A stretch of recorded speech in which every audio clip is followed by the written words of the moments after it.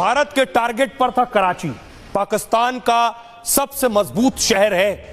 भारतीय सेना, भारतीय नेवी ने अरब सागर में पूरी तैयारी कर ली थी।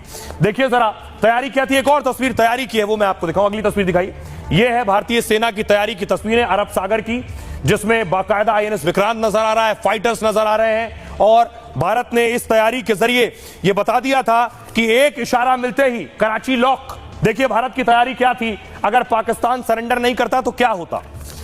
यह आईएनएस विक्रांत। एयरफोर्स के साथ भारत की नेवी भी बड़े ऑपरेशन की तैयारी में थी।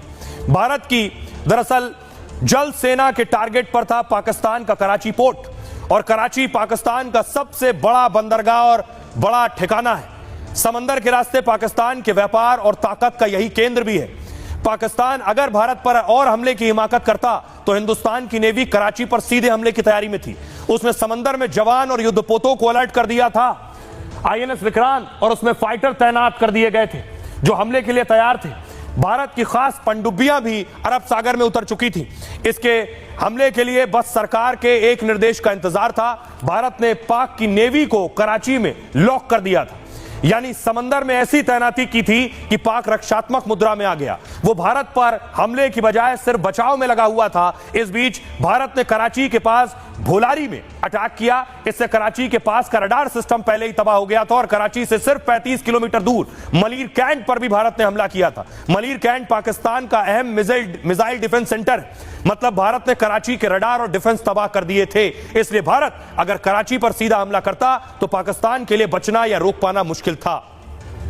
आइए अब आपको सुनवाता हूं, सुनिए जरा क्या कुछ कह रही है भारतीय सेना। To deliver various ordnance। Pahalgam आतंकी हमले के बाद भारतीय नौसेना भी तुरंत एक्शन में आ गई। आतंकी हमले के महज 96 घंटे के अंदर नौसेना ने अरब सागर में अपने युद्धपोत, नेवी फोर्स और पनडुब्बियां उतार दी थी। हथियारों की फायरिंग के साथ हमने रणनीतियों का परीक्षण भी कर लिया था, ताकि जरूरत पड़ने पर कराची जैसे पाकिस्तानी ठिकानों को नेस्तनाबूद करने के प्लान को अंजाम दिया जा सके। वायुसेना और थल सेना के साथ भारतीय नौसेना की इसी ताकत ने पाकिस्तान को घुटनों पर ला दिया। Pakistani naval and air unit Sindoor, operation Sindoor की तस्वीर जरा दिखाइए।